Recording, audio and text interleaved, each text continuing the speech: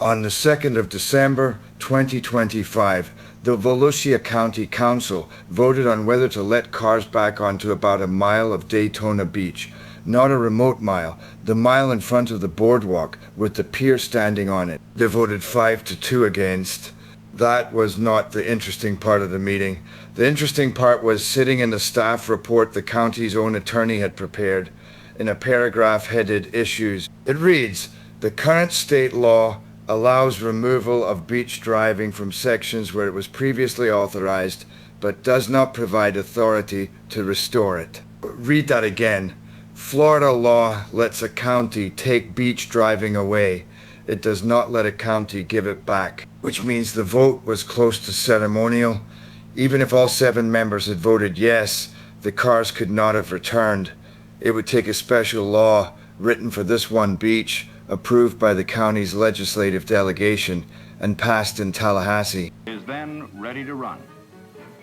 First, attention focuses. This is the beach where the world land speed record was set 13 times, where stock car racing was invented, where a man named Bill France founded NASCAR in a hotel 4 blocks from the water. The whole reason anyone has ever heard of Daytona is that the sand there is hard enough to hold a car at 276 miles an hour. There is no single year when that ended. Ask anyone who remembers it, and you will get the 70s, or the 90s, or a shrug. There is no year because there was never one decision. There were 4, and every one of them was written to run in one direction only. Chapter 1. The Sand. Start with the thing nobody chose. The Atlantic beach at Ormond and Daytona is unusually flat and unusually hard. That is a geological accident.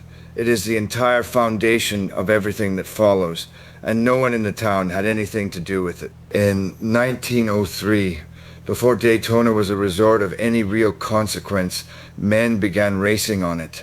Not on a track, on the beach, because the beach was better than any track anyone could build. In 1904, W.K. Vanderbilt ran 92.3 miles an hour on that sand and set a world record. Consider what that number meant in 1904. Most Americans had never sat in an automobile. The Wright brothers had been off the ground for 4 months. 2 years later, Fred Marriott took a Stanley steamer, a car that ran on boiling water, to 121.6. In 1910, on the 16th of March, Barney Oldfield drove a machine called the Blitzen Benz to 131.72, 4 miles an hour. The precision of that figure tells you something. By 1910, they were timing this beach to the 1,000th of a mile an hour. Then came the Englishman. Malcolm Campbell brought a car called Bluebird to Florida, and in February of 1928, he ran 206.956. In 1931, 245.73. In 1932, 253.97. His course was 11 miles long. It began north of the Main Street Pier and ran south toward Ponce Inlet. Inside those 11 miles was a single measured mile where the clock was actually running. The rest was getting up to speed and stopping. Hold on to that geography.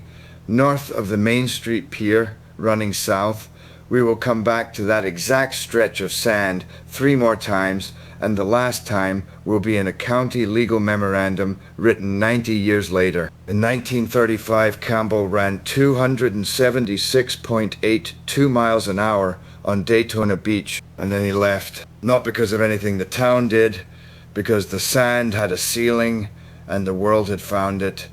11 miles was no longer enough room to accelerate a car of that power and then stop it before the water. That same year, Campbell took the same car to the Bonneville Salt Flats in Utah, where the straight goes on for as long as you need it to, and ran 301. The fastest men on earth have spent 32 years on this beach. In one season they were gone, which leaves the town with a strange kind of asset. A world-famous beach, famous for something that had just moved to Utah. Chapter 2. What they built on it. The town's answer was to put something else on the sand. In 1936, the first stock car race was held on a beach road course of 3.2 miles. Half of it was the beach itself. The other half was the paved road running behind the dunes. At each end, the drivers turned through the sand hills to get from one to the other.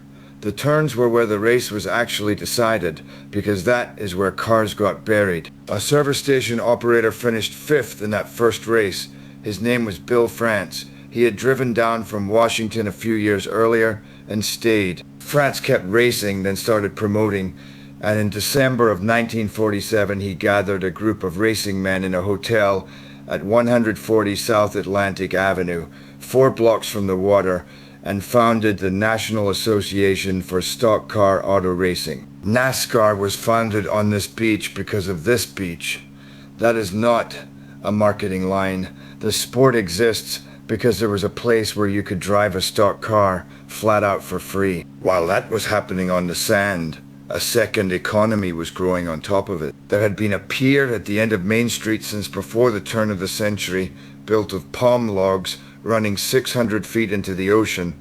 In January of 1920, a fire took the pavilion and most of the pier with it. What was left was sold, torn down, and rebuilt. In June of 1925, the new pier casino opened, 1,000 feet of it. Inside was a ballroom that could hold 2,000 dancers, 2,000 people dancing over the Atlantic Ocean on a pier that stood in the middle of an 11-mile speed course. That is the peak, that is the town at its absolute height, and it is worth being precise about what the beach was carrying by then. It was carrying the racing, the records, the boardwalk, the pier, the ballroom, and the hotels behind them. It was not a scenic amenity, it was the plant. It was where the work happened. So who would ever take anything off it? Chapter 3, the first removal. On the 23rd of February 1958, a driver named Paul Goldsmith led all 39 laps of the race on the beach road course and beat Curtis Turner by 5 car lengths. Nobody watching knew they were watching the last one. The following year, Daytona International Speedway opened 2 miles inland, and the first Daytona 500 was run there. Banked asphalt, grandstands, gates, tickets. This is the first removal, and it is the one nobody counts. Think about what actually happened. The single thing that made this beach famous across the world was taken off the beach and moved inland by the town for money. Not by a court, not by a regulator, not by anyone the town could be angry at afterwards. It made complete commercial sense. You cannot sell a ticket to a beach. Anyone can stand on the sand and watch for free, and for 22 years they had. At the Speedway, every person who wanted to watch had to buy their way in, and the racing could run in any weather and at any tide. It was the correct decision. It is also the largest single thing ever removed from that sand, and it happened 36 years before anyone filed a lawsuit about a turtle. After 1959, the beach kept its cars, not racing cars, ordinary ones. Families driving down the ramp, parking on the hard sand, opening the trunk, sitting in a folding chair beside the car all day. That is the thing the audience for this film actually remembers.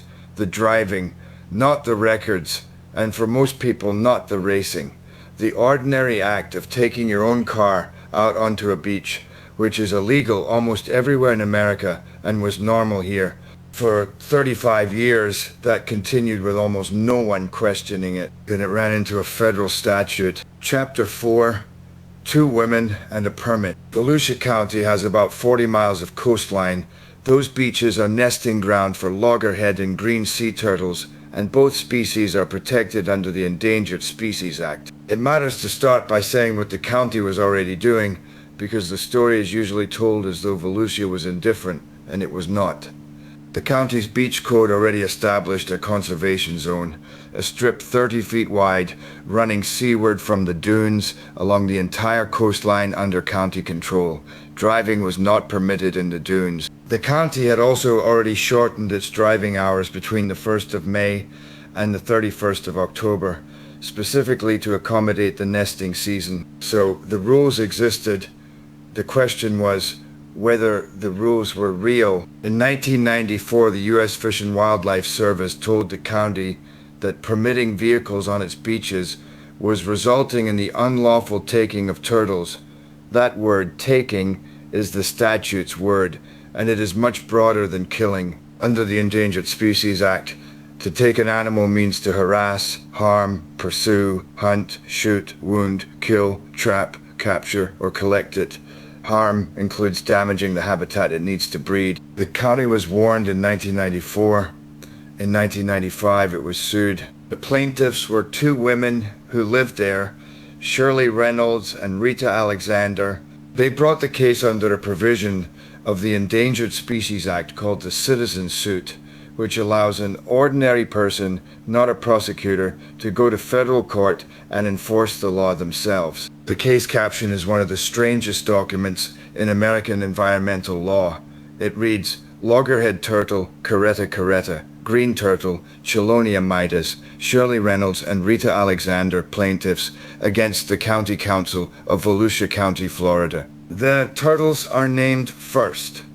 Two residents of Daytona Beach sued their own county on behalf of animals, and the animals are the lead plaintiffs. The order that came out of that case in the summer of 1995 is worth reading carefully, because almost everything people believe about it is wrong. Judge Ann Conway found that the county's conservation zone existed mostly on paper.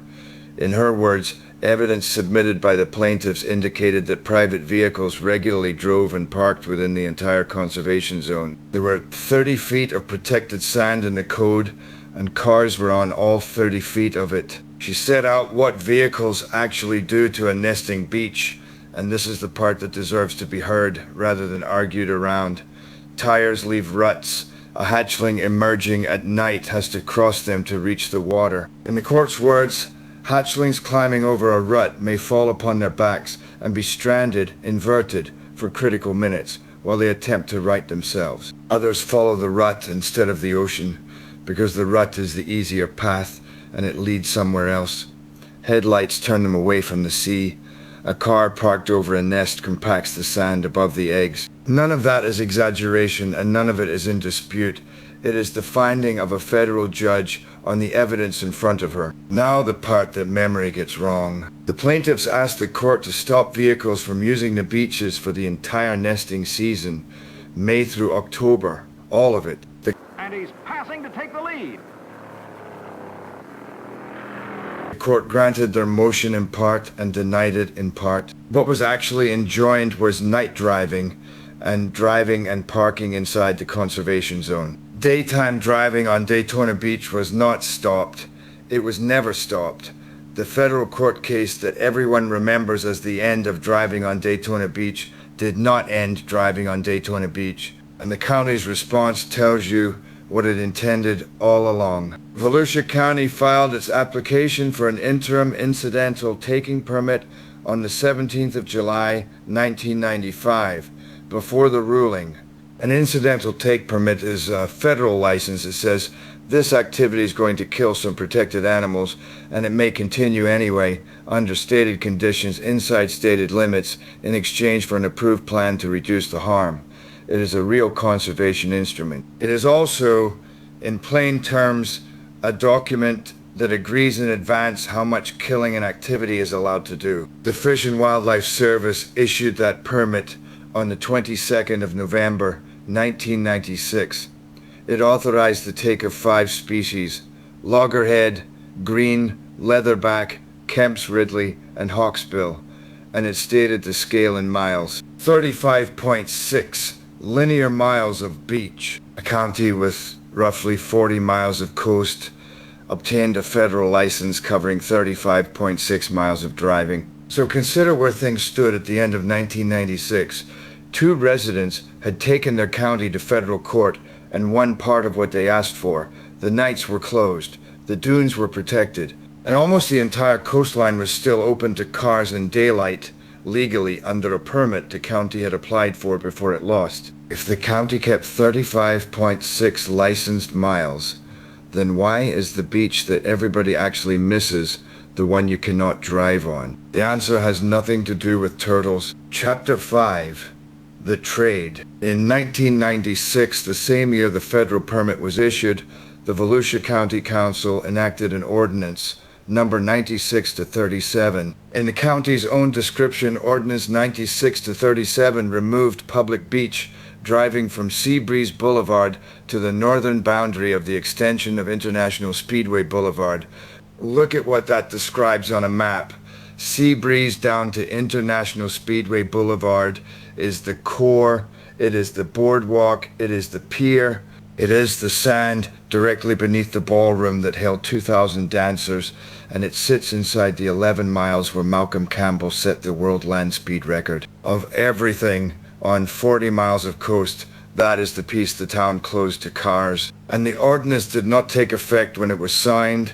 It was written to switch on later when a condition was met.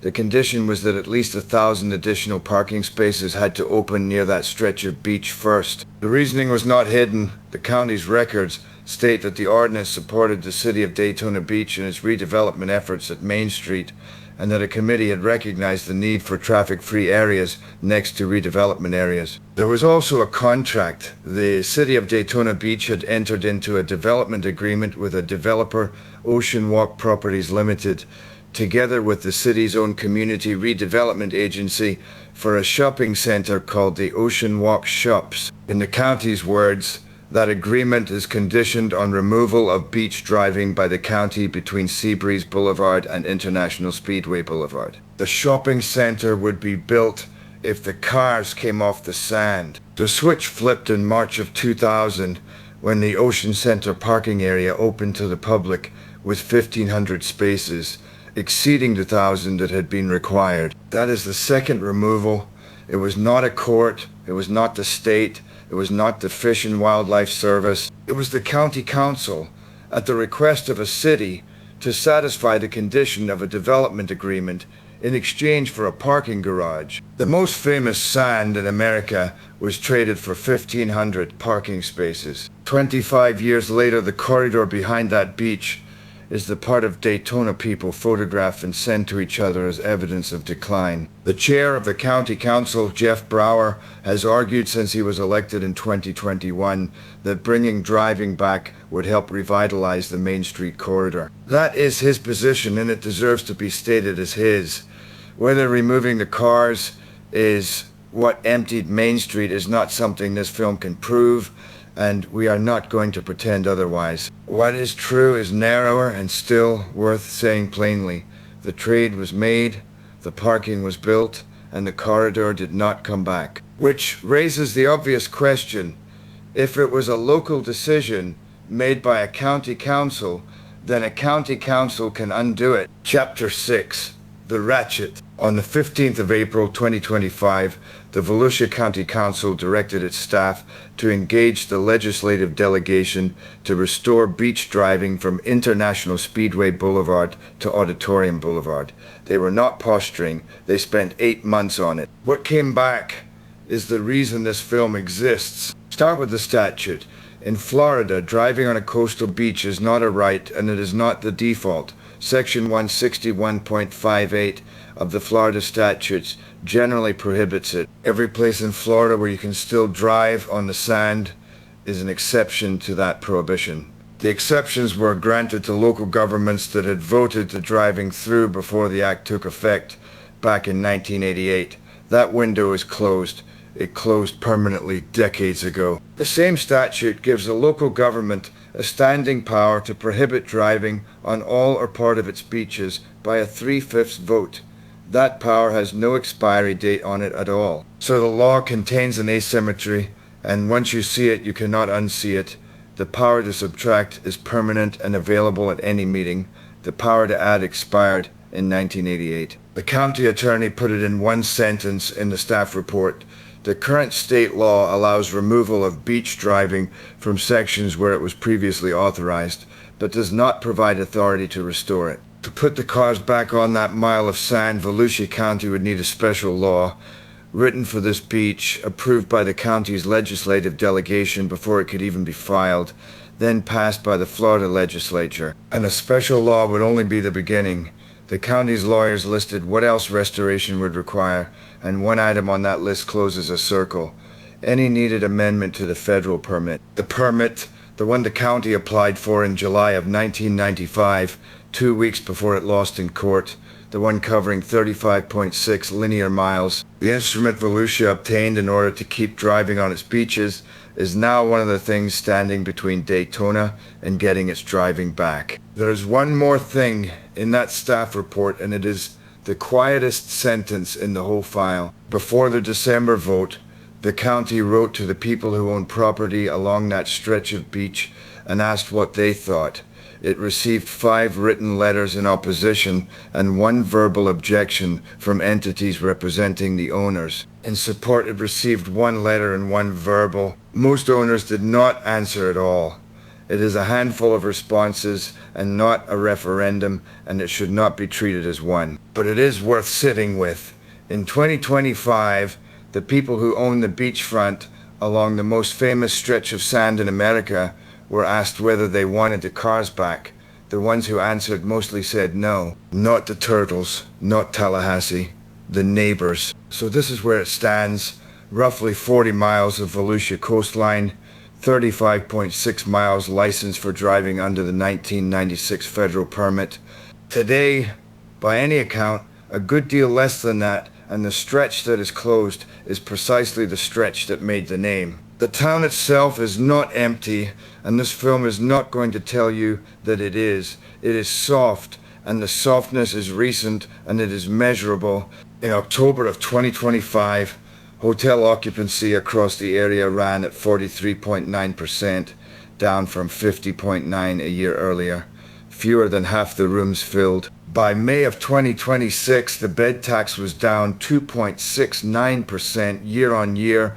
Occupancy sat at 60.1%, and the average room rate had fallen to $158.66. People still come to Daytona Beach. They are paying less to be there, and there are fewer of them than there were. And underneath all of it is the sand, which has not changed at all. It is still flat and still hard. It would still hold a car at 200 miles an hour, because that was never something the town did. That was the accident it was given. The pier is still standing where the ballroom held 2,000 dancers. The 11 miles Malcolm Campbell used are still there, north of the Main Street Pier, running south toward Ponce Inlet. The only thing that changed is what is permitted on them. There is no year to be angry at. There is no villain to name. There were 4 decisions, each one defensible on the day it was made. A town that moved its own racing inland to sell tickets. A court that closed the nights. A county that bought a permit so the days could continue. A council that traded a mile of sand for a parking garage a developer required. And behind all 4, a law that knows how to subtract and was never taught how to add.